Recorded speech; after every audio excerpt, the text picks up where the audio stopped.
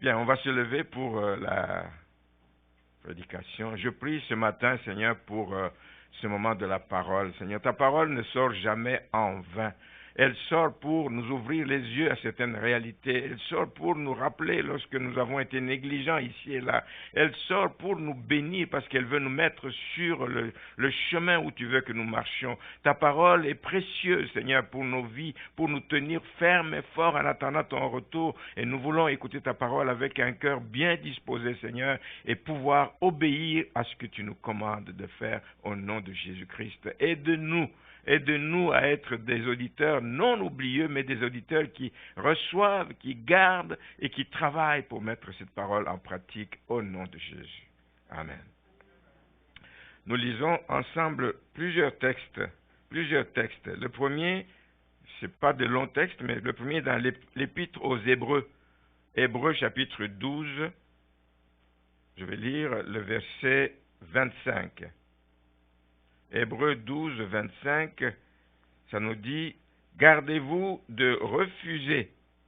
Gardez-vous de refuser.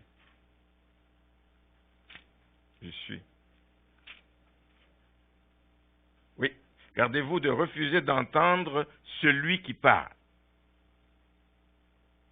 Car si ceux qui refusèrent d'entendre celui qui publiait des oracles sur la terre n'ont pas échappé, combien moins échapperons-nous si nous nous détournons de celui qui parle du haut des cieux? Pensez-vous que Dieu continue à nous parler, que le Seigneur continue à nous parler du haut des cieux où il est? Oui, il continue à nous parler. Et nous devons nous garder de refuser d'entendre ce qu'il nous dit. Si les Israélites à cette époque ont été punis pour avoir refusé d'écouter Moïse, quiconque évidemment se détourne de Christ refuse sa parole et n'échappera donc pas au jugement.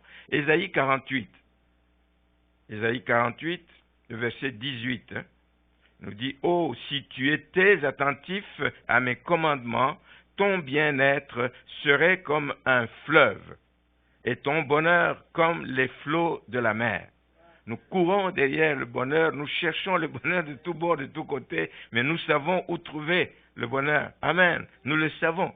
C'est d'écouter ce que Dieu nous dit, c'est là que nous allons avoir le bonheur. Matthieu 24, le verset 35, nous dit « Le ciel et la terre passeront, mais mes paroles, dit Jésus, mes paroles ne passeront pas. » C'est important. Mes paroles ne passeront point. Donc nous avons intérêt à nous tenir à la parole de Dieu. Nous avons intérêt à suivre la parole de Dieu. Jean 15, verset 14. Jésus qui parle à ses disciples, il dit, « Vous êtes mes amis, pas juste parce que vous le déclarez, vous êtes mes amis si vous faites ce que je vous commande. » C'est conditionnel. Ce n'est pas juste, tu suis mon ami, l'ami de tel et de tel, si tu fais ce qu'il ne veut pas. Tu n'es pas son ami. Jacques 1, le verset 22. Notre dernière exhortation. Mettez en pratique la parole et ne vous bornez pas à l'écouter, en vous trompant vous-même par de faux raisonnements. Voilà ces choses qui doivent régir, qui doivent guider la vie d'un disciple de Jésus-Christ. Celui qui a accepté de suivre Jésus-Christ doit être régi par ça. Mettre la pratique en parole et ne pas juste l'écouter. Ah, il a bien prêché. Ah, il a bien parlé. Mais après, on sort d'ici, on a déjà tout oublié. Mettez en pratique, ne vous bornez pas à l'écouter, parce que vous vous trompez vous-même par de faux raisonnements. Ah, moi je suis membre de l'église, moi je vais à l'église, oui, j'écoute des prédications, j'écoute des prédications sur YouTube et je suis bien nourri. Oui, tu risques de faire de l'indigestion finalement. Amen. Si tu ne digères pas tout ça, pour aller en tirer les substances pour t'aider à être fort dans la vie chrétienne. Amen, amen. Je vous prie de vous asseoir. Donc il y a plusieurs versets que j'ai pris, qui ont quelque chose en commun. Disent quasiment la même chose, ils nous parlent de l'importance de faire attention, l'importance d'accueillir ce que nous dit la parole de Dieu, l'importance de répondre à ce que la parole de Dieu nous demande. La parole de Dieu ne sort pas juste pour que les gens l'entendent, il faut qu'elle soit accueillie. Il faut qu'elle soit accueillie. Notre bonheur dépend de ça. Le Seigneur nous a envoyé sa parole parce qu'il y a quelque chose que nous devons retirer de donc, sa parole. Dimanche dernier, nous avons été richement bénis justement par la prédication qui a été apportée, qui nous rappelait qu'il y a des récompenses. Je ne sais pas si vous vous rappelez de la prédication du dimanche dernier. Il y a des récompenses qui nous attendent, qui attendent tous ceux qui vont un jour comparaître devant le tribunal de Christ, ça veut dire les croyants, les chrétiens. Nous comparaîtrons pas parce que nous serons accusés, nous comparaîtrons pour aller recevoir ces récompenses. Et il y a des récompenses qui nous attendent. Alors, si nous voulons les avoir, nous devons tenir ferme jusqu'au bout. Et comme nous recommande donc la parole de Dieu, qui nous dit, verset 35, Hébreux 10, 35, « N'abandonnez donc pas votre assurance à laquelle est attachée une grande rémunération. » Je tiens fermement à la parole de Dieu parce que je sais que si je la mets en pratique, il y a une rémunération qui vient avec. Car vous avez besoin de persévérance afin qu'après avoir accompli la volonté de Dieu, vous obteniez ce qui vous est promis. Les promesses de Dieu sont pour nous. Beaucoup de choses nous sont promises, mais pour y arriver, il faut que nous puissions accomplir la volonté de Dieu et le faire avec persévérance. Donc, nous avons besoin, chacun, personne ne peut dire qu'il n'a pas besoin de puiser des forces pour tenir ferme et fort. Parce qu'il y a beaucoup de choses qui sont là pour nous épuiser. L'ennemi travaille, l'ennemi veut nous frapper, l'ennemi veut nous arrêter, l'ennemi veut nous fatiguer, etc. Mais nous avons besoin d'aller chercher des forces, de renouveler nos forces. Et nous renouvelons nos forces en puisant dans la parole de Dieu.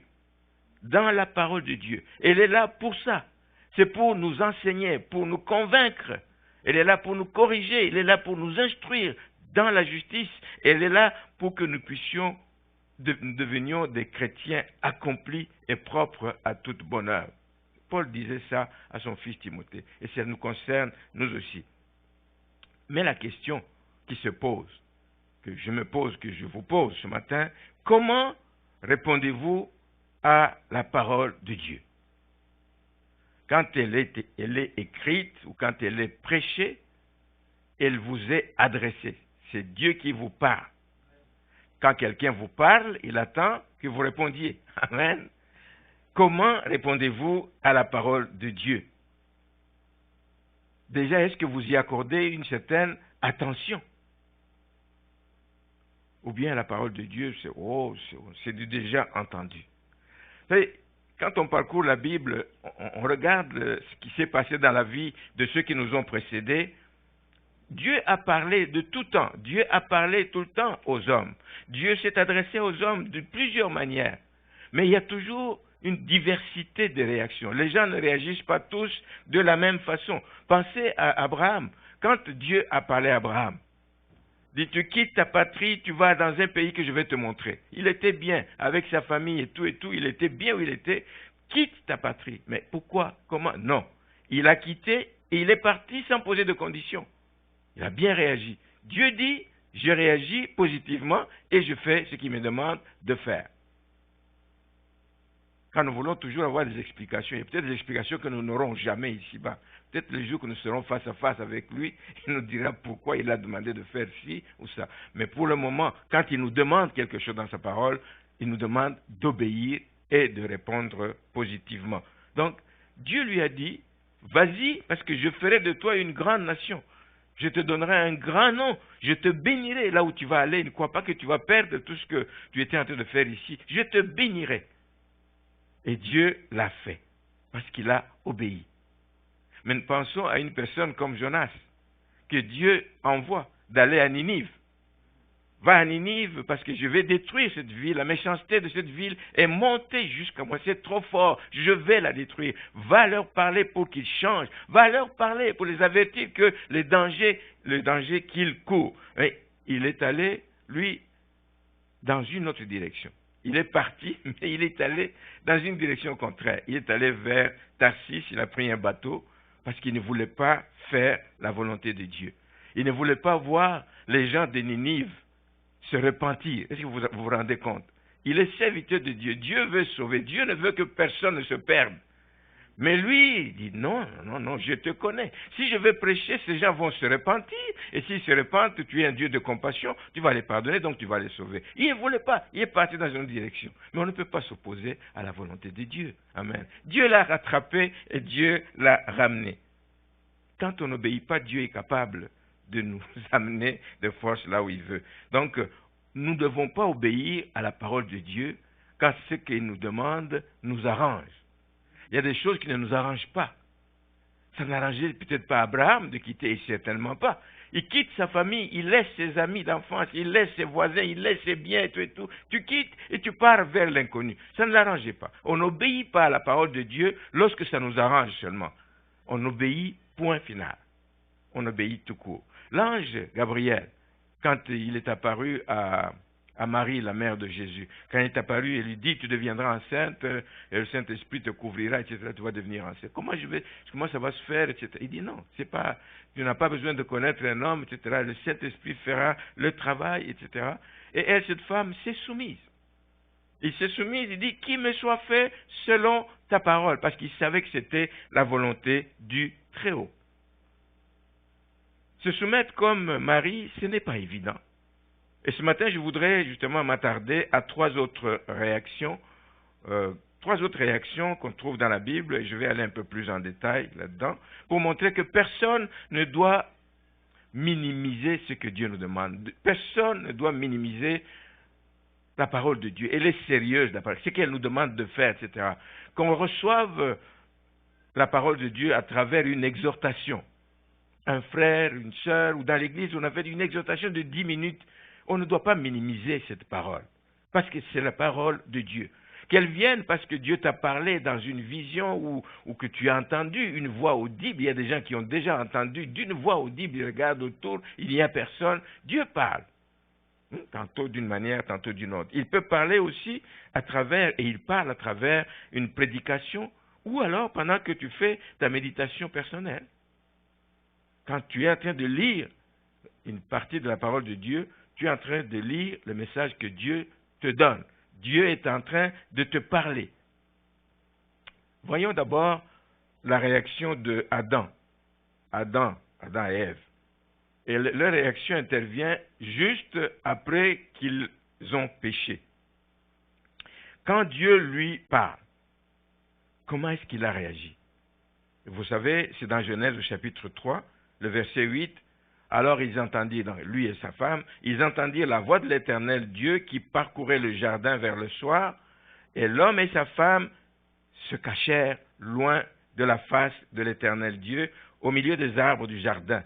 Mais l'Éternel Dieu appela l'homme et lui dit, « Où es-tu? Où es-tu » Pas parce que Dieu ne savait pas où il était.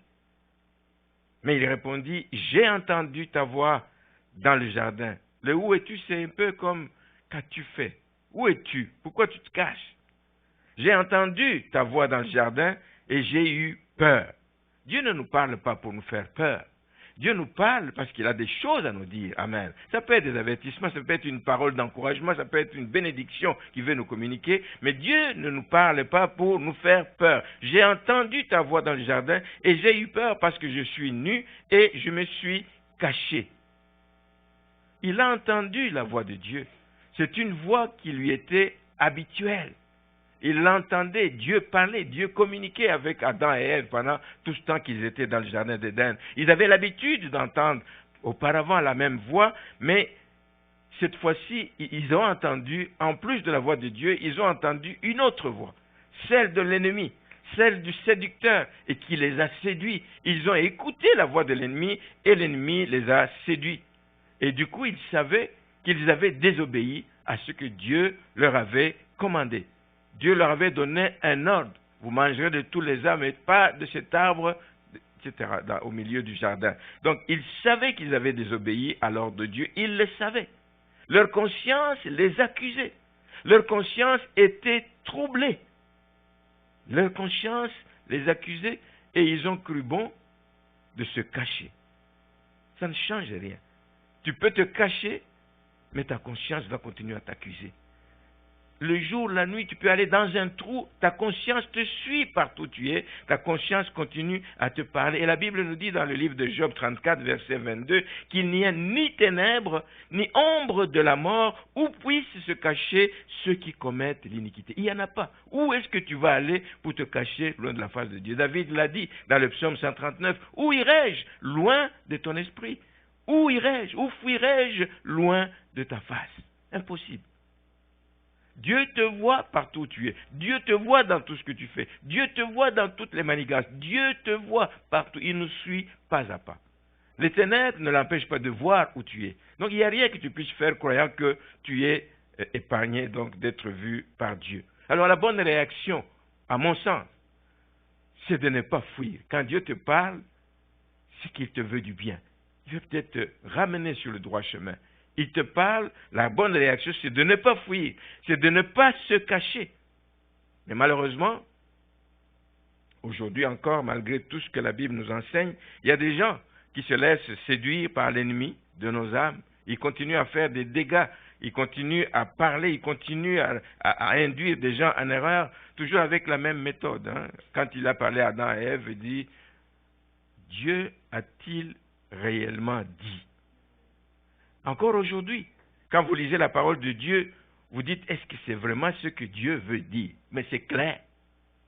C'est clair. Il ne faut pas commencer à mettre en doute ce que Dieu veut dire dans sa parole. Malheureusement, beaucoup de gens se cachent derrière toutes sortes d'arguments, évidemment, pour chercher à nuancer dans la parole de Dieu ce que Dieu dit dans sa parole. Tu ne peux pas changer la parole de Dieu. Tu ne peux pas chercher à faire dire à la parole de Dieu autre chose qu'il a voulu dire.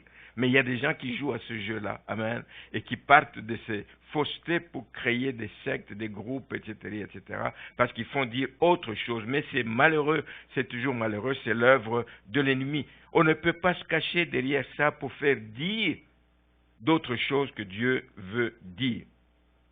Nous ne pouvons pas non plus chercher à contourner la parole de Dieu pour justifier nos choix.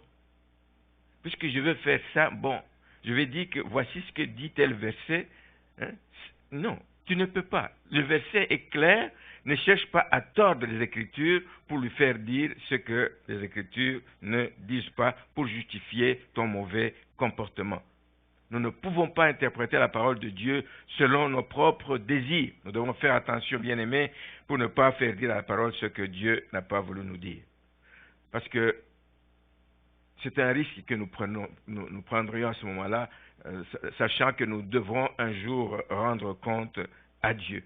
Alors, quand Dieu nous parle, à travers une prédication, une exhortation, etc., qu'il y a un avertissement qu'il vous donne, mais c'est bon pour vous, c'est bon pour vous redresser, c'est bon pour que vous puissiez reconnaître votre faute, c'est bon pour que vous puissiez changer, et ce n'est surtout pas l'occasion pour chercher à vous justifier, etc., comme Adam et Ève. Vous savez, ça c'est, depuis nos vieux parents, c'est toujours la même chose. Ce n'est pas de ma faute, ce n'est jamais de notre faute. C'est la faute de l'autre. C'est lui qui m'a induit en erreur. C'est lui qui m'a poussé à faire ci. C'est lui qui m'a amené à faire cela. Ne faites pas cela. Ne cherchez pas à rejeter la responsabilité à quelqu'un. Chacun répondra pour lui. Amen. C'est à toi de résister pour que quelqu'un d'autre ne t'induise pas en erreur, mais ne cherche pas, etc. Donc, quand Dieu nous parle, quand Dieu veut nous avertir, nous n'avons pas à nous cacher, nous n'avons pas à chercher à détourner la parole de Dieu, nous n'avons pas à fuir devant nos responsabilités, assumons nos responsabilités, et si nous sommes en faute, si nous avons péché, il faut se repentir, et Dieu est juste et bon pour nous pardonner. Amen. Nous avons une autre réaction que j'aime, celle de Jérémie, la réaction de Jérémie. Alors Jérémie, c'est ce prophète qui a souffert, ce prophète que Dieu a appelé, etc., et qui lui a donné une mission difficile d'aller annoncer des choses qui ne plaisaient pas aux gens. Le peuple du Juda s'était rebellé, s'était révolté contre Dieu, et sa mission c'était d'aller les avertir. Attention, Dieu va frapper, Dieu va apporter un jugement, Dieu, etc. Dieu n'est pas content de la manière dont vous faites. Alors lui, il n'a pas été aimé. Évidemment, une personne comme ça n'est pas aimée. Amen. Il n'est pas aimé une telle personne. Quand vous dites la vérité aux gens, la vérité de Dieu, ce n'est pas sa propre vérité, c'est la vérité de Dieu. Il n'était pas aimé par les gens de son époque. Alors c'est un homme qui a vécu beaucoup de chagrin, beaucoup de temps de chagrin. Le peuple le maudissait, le peuple lui voulait du mal. Le peuple méditait des complots contre Jérémie à cause de ces jugements qu'il prononçait de la part de Dieu.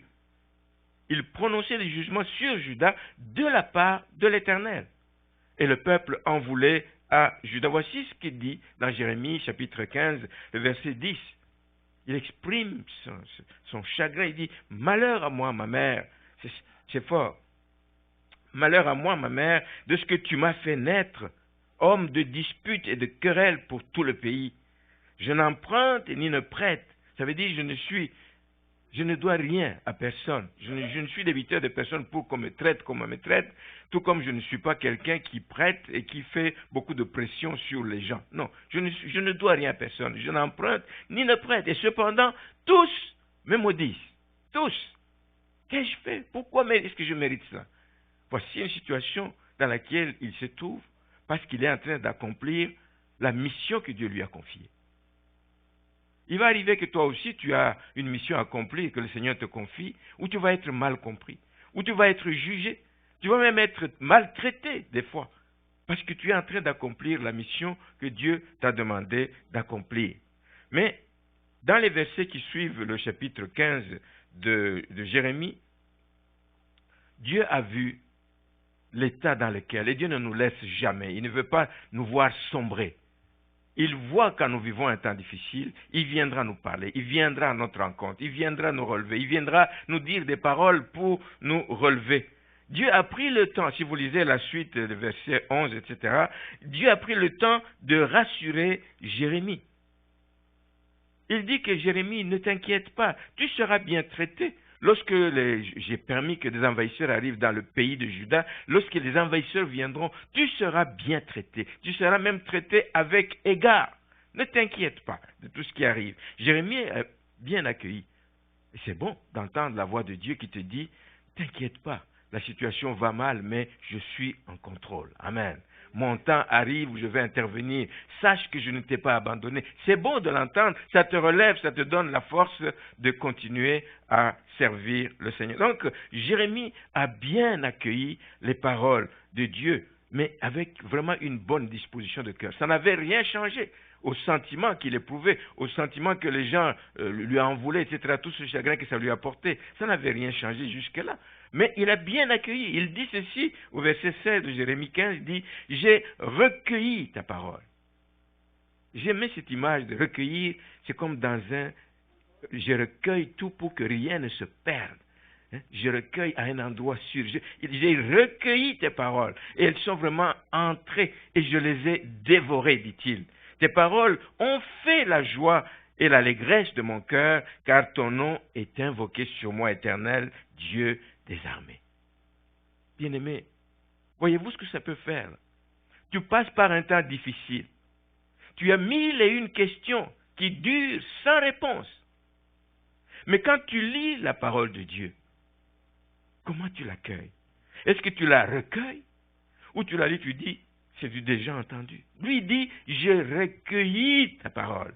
Je les ai recueillis, je les ai dévorés. Je les ai dévorés. Recueillir, c'est-à-dire, il reconnaît que il a bien reçu sa parole parce qu'il sait que celui qui lui a dit ces paroles peut tout. Il le dit d'ailleurs dans le texte, verset 15. Il dit, il reconnaît que Dieu sait tout. Il sait ce que je traverse et il me dit que je n'ai pas besoin de m'inquiéter, etc.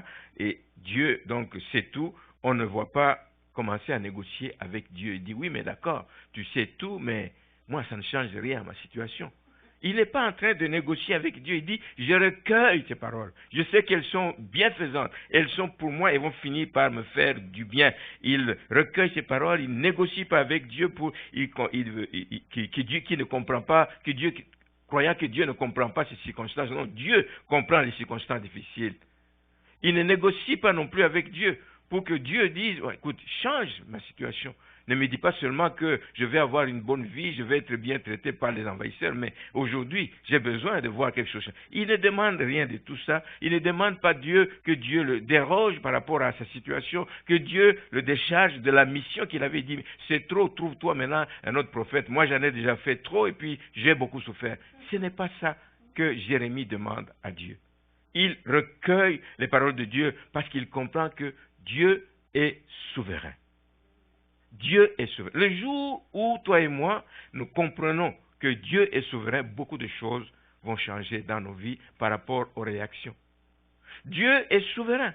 Et s'il est souverain, ce n'est pas lui à qui nous allons demander de s'adapter à nos désirs. Non, il est souverain. Et tout ce qu'il fait est bon. Même si pour nous, nous trouvons que ce n'est pas bon, mais tout ce qu'il fait est bon. Un jour, nous le comprendrons.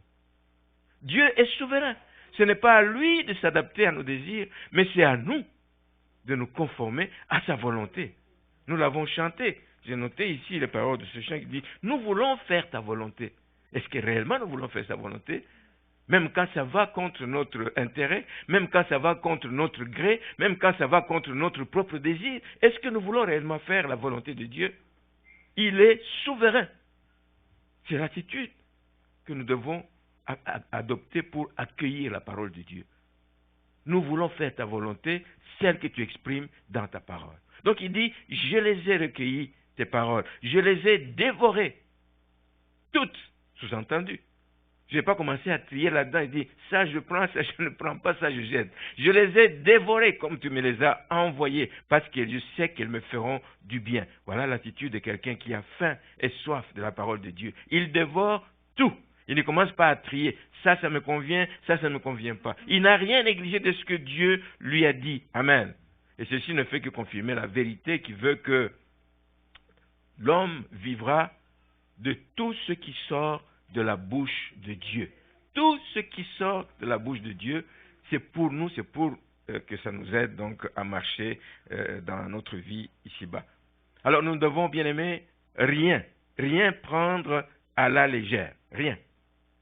Alors évidemment, si nous recueillons les paroles de Dieu, si nous les dévorons, que nous les prenons au sérieux, le résultat qui arrive, évidemment, c'est que ça va créer la joie, tout simplement. Ça crée la joie. Son cœur était dans l'allégresse. Il le dit dans ce texte, il dit, j'ai recueilli tes paroles ont fait la joie et l'allégresse de mon cœur. C'est ce qui doit vous arriver aussi, c'est ce qui doit m'arriver aussi. Chaque fois que je lis la parole de Dieu, même quand je suis en train de pleurer, même quand je suis en train de passer par un temps difficile, quand je lis la parole de Dieu, ça va venir comme un baume, ça va venir apporter la joie, l'allégresse dans mon cœur. Alors il faut la lire avec, comme quelqu'un qui attend. J'attends de recevoir quelque chose. Je la lis parce que je sais qu'il y a quelque chose de bon qui va venir avec cette parole. Alors, quelle est votre attitude quand vous lisez la parole? Quelle est l'attitude que vous adoptez quand la parole de Dieu est prêchée? Est-ce qu'elle produit la joie en vous? Même quand c'est une parole qui vient vous avertir, il y a parfois des paroles qui paraissent dures dans ce qui est dit, mais ça doit toujours faire la joie de votre cœur. Mais si ça ne fait pas votre joie, bien-aimé, il y a un problème. Vous avez un problème. Soit que vous êtes venu sans grande attente. Et c'est dommage de venir dans un culte sans grande attente. Normalement, nous venons répandre nos cœurs, nous venons exprimer à Dieu notre reconnaissance et notre amour. Mais en retour aussi, Dieu nous parle.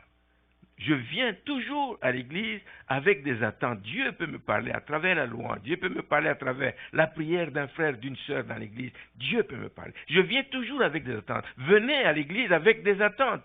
D'entendre la voix de Dieu. Une parole qui vient vous répondre par rapport à votre préoccupation. Vous attendez comme Sébastien qui attend sa femme depuis 2 ans, 3 ans. Une parole qui sort qui dit Dieu bénit, Dieu ouvre une porte dans la vie de quelqu'un qui attend sa femme. Ça fait du bien. Amen. La parole de Dieu sort pour cela. Donc, venez à l'église avec des attentes que Dieu vous parle, des attentes que Dieu vous visite, des attentes que Dieu vous relève. Venez avec des attentes. Ne venez pas en disant, c'est toujours la même chose. Il n'y a rien de nouveau, c'est du déjà entendu.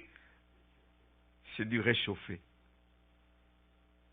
malheureusement, ce que je vous dis, c'est vrai. C'est du déjà entendu. C'est un peu comme la réaction que les Hébreux ont eue. Vous vous rappelez quand ils sont en une marche de 40 ans dans le désert, on ne trouve pas toujours à manger. Dieu a fait tomber la manne. Les premiers jours, certainement, ils ont béni le Seigneur des jours, 2 ans, 3 ans, la manne. À un moment donné, ils disent, oh non, quand même, c'est trop. L'ennemi dit, mais c'est quel Dieu ici? Il ne peut pas vous donner la viande. Ils ont commencé à penser à la viande, ils ont commencé à penser aux concombres, ils ont commencé à penser aux poissons qu'ils avaient en Égypte. Voilà l'homme, comment il est. Oh, nous étions bien quand nous étions en Égypte, avec les concombres et tout ce que nous avions là-bas. La parole de Dieu, amen, quand elle sort, ayez des attentes et elle va vous faire du bien. Donc, soit vous n'avez pas d'attente, soit vous considérez que c'est un homme qui me parle, ce n'est pas la parole de Dieu. Je m'excuse, mais moi, quand je viens ici devant, je vous parle de la part de Dieu. Amen.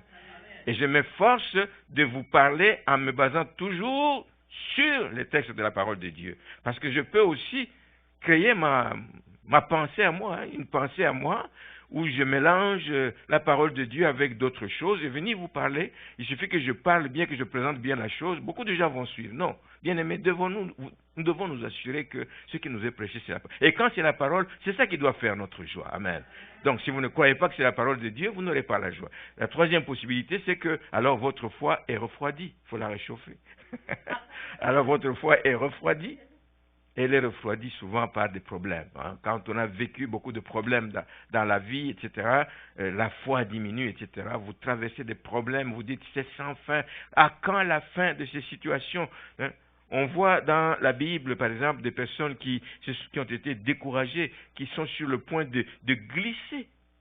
Ils sont sur le point de glisser. Mais ils ne se laissent pas aller. Si vous vous laissez aller en vous plaignant, les lamentations, etc., tout le temps, si vous laissez, le cas de Jérémie, justement, est un bel exemple. Pendant toutes ces années où il a vécu des chagrins, Dieu a promis des choses, etc., mais on trouve dans le texte de lamentation qu'il a pris une bonne décision à un moment donné, c'est un texte que nous connaissons, il a décidé de mettre fin. Il s'est fait violence de mettre fin à ses plaintes. Il a décidé de se ressaisir. Il a décidé de ne pas continuer à glisser, etc. Voici ce qu'il dit dans Lamentation, chapitre verset 18, Lamentation 3, 18, il dit « Et j'ai dit, oui, ma force est perdue, je n'ai plus d'espérance en l'Éternel. Quand je pense à ma détresse et à ma misère, à l'absinthe et au poison, quand mon âme s'en souvient, elle est abattue au-dedans de moi. » Oui, c'est vrai. Si vous continuez à regarder à votre misère, à tous ces problèmes que vous vivez, mon âme est abattue au-dedans de moi. Ne restez pas là. Prenez une décision. Faites-vous violence. Il faut que le cours des choses change. Faites-vous violence. Et il dit au verset 21, « Voici ce que je veux repasser dans mon cœur, ce qui me donnera de l'expérience, de l'espérance, je veux dire. Voici ce que je veux repasser. Je ne veux plus repasser toujours des idées mauvaises, noires, etc. Voici ce que je veux repasser dans mon cœur et qui me donnera. Et ce que je veux repasser dans mon cœur, ce n'est pas n'importe quoi. C'est ce qui vient de la parole de Dieu. C'est ça qui nous donne de l'espérance. Il dit, les bontés de l'Éternel ne sont pas épuisées, ses compassions ne sont pas à leur terme. Ah, ça vient me remonter. Quand je sais que les bontés de Dieu ne sont pas épuisées et je sais qu'elles se renouvellent chaque matin. Alors, je sais que Dieu est fidèle, ça me redonne la force de continuer le chemin. Merci Seigneur. Donc, pour retrouver la joie que vous avez perdue, recourez à la parole de Dieu. Amen. La parole de Dieu, etc. Pas juste la parole de Dieu, même le service. Même le service. Il y a des gens qui, à cause des problèmes, ont lâché. Oh, je ne veux plus rien faire à l'église. De toute façon, j'ai déjà donné longtemps, etc. Il y a des plus jeunes, il y a des plus forts que moi qui peuvent le faire. Non. On continue à donner. Dans le service, le fait de s'engager dans le service du Seigneur, ça nous donne aussi le goût de continuer et de continuer à croire que Dieu est bon. Amen. Dans le service qu'on rend à Dieu. Il faut donc se faire violence, il faut choisir de rentrer dans la présence de Dieu et dans sa parole. Il faut choisir de repasser dans son cœur les promesses de Dieu qui nous rappellent qu'il est fidèles. Mais il faut les relire, il faut les méditer régulièrement. C'est ça qui nous permet de passer par-dessus toutes ces pensées noires qui réduisent notre espérance et qui rongent la foi des enfants de Dieu. Une dernière réaction, un dernier exemple que je voudrais prendre, c'est celle des disciples, des gens qui se sont réunis dans une synagogue pour écouter Jésus. Jésus ne les a pas invités, c'est des gens qui l'ont vu faire, qui l'ont entendu parler ailleurs. Puis un jour, il y a des passages à Capernaum dans la synagogue et les gens le suivent, et le suivent surtout une foule qui le suivait après qu'il ait multiplié les pains. Il dit, oh, lui, il est capable de multiplier les pains. On n'aura pas fait en étant à sa suite. Donc, nous lisons dans l'Évangile selon Jean au chapitre 6, au verset 48. Ça doit être ça. Jean chapitre 6, verset 48. Je suis le pain de vie. Vos pères ont mangé la manne dans le désert et ils sont morts. C'est ici, c'est Jésus qui leur parle dans la synagogue. C'est ici le pain qui descend du ciel afin que celui qui en mange ne meure point. Je suis le pain vivant qui est descendu du ciel. Si quelqu'un mange de ce pain, il vivra éternellement. Et le pain que je donnerai, c'est ma chair, et je donnerai pour la vie du monde. Là-dessus, les Juifs disputaient entre eux, disant, comment peut-il nous donner sa chair à manger? C'est quoi ce qu'il est en train de nous dire? Mais en fait, Jésus est en train d'expliquer à ses disciples et à toute cette foule qui le suivait, justement, que la manne que les pères ont mangée n'était qu'une nourriture temporaire pour soulager leur faim dans leur marche pendant le désert. Mais que la vraie manne, c'était lui. La manne, c'était l'ombre des choses à venir. C'est Jésus qui est la vraie manne. C'est Jésus qui est le pain descendu du ciel et qui permet à la fois de subsister ici-bas. Et ça fait du bien à notre corps. Quand nous nourrissons de la parole de Jésus-Christ, nous avons du bien dans notre corps et ça nous assure également la vie éternelle. Mais ces gens ici étaient venus d'eux-mêmes. Ils savaient que Jésus était un enseignant. Donc ils sont venus pour être enseignés. Mais avant même de poser des questions ou des choses comme ça, mais ils commencent à murmurer. Ils ont eu une réaction vraiment inattendue parce qu'ils trouvent que ce que Jésus est en train de leur dire, et ils l'ont dit, cette parole est dure. Qui peut?